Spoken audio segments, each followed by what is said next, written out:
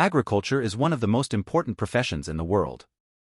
The group behind WF, like the Rockefellers and the Rothschilds, want to appropriate all the arable land in the world as their servant Bill Gates is acquiring for his masters around the world.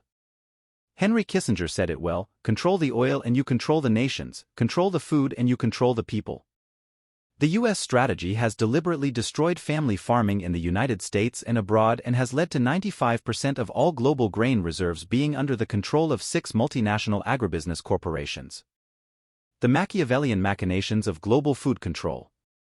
In the annals of power and influence, there are few statements as chillingly Machiavellian as Henry Kissinger's infamous declaration: control oil and you control nations, control food and you control the people. This assertion, made in 1970, still reverberates through the corridors of power, revealing a strategic mindset that seeks dominance through the manipulation of essential resources.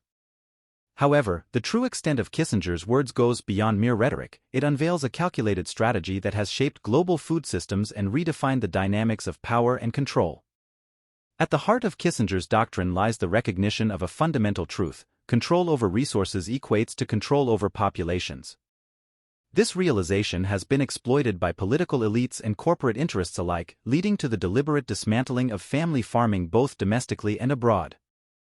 The consequences have been profound, with a staggering 95% of all grain reserves falling under the dominion of just 6 multinational agribusiness corporations.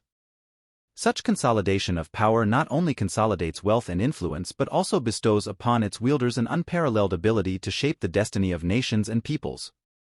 Noam Chomsky, a keen observer of power dynamics, aptly highlights the central goal of any state beholden to particular sectors of society: control of the population. It is within this framework that the machinations of control find fertile ground, driven by the insatiable greed and lust for power that define the corridors of elite influence. The strategies employed are as varied as they are insidious, ranging from monopolistic practices to covert manipulation of markets and regulations. The story of global food control is one of corporate hegemony and political complicity.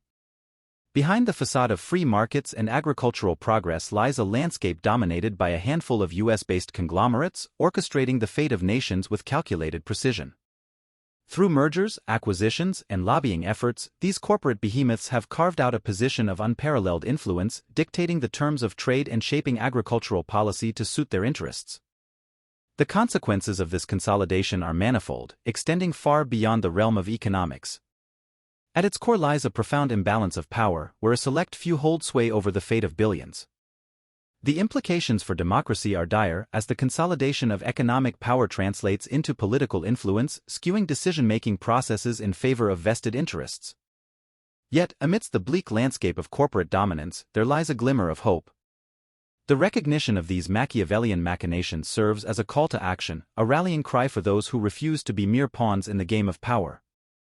Through collective action and informed resistance, it is possible to challenge the status quo and reclaim control over our most essential resources. In the end, the legacy of Kissinger's doctrine lies not in its inevitability, but in its potential to awaken a sense of agency and empowerment. It is a reminder that the struggle for control over our destinies is ongoing, and that the forces of greed and exploitation can be overcome through unity and resolve. As we confront the challenges of a world dominated by corporate interests, let us heed the lessons of history and forge a future where power truly resides in the hands of the people.